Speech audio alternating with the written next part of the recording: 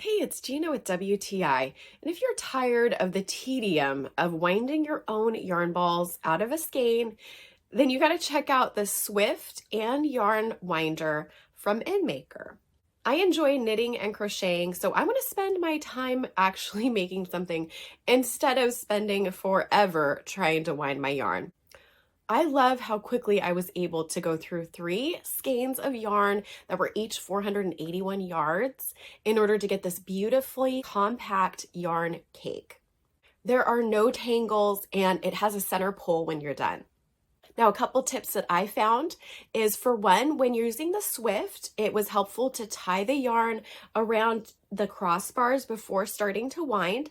That helped it to stay in place.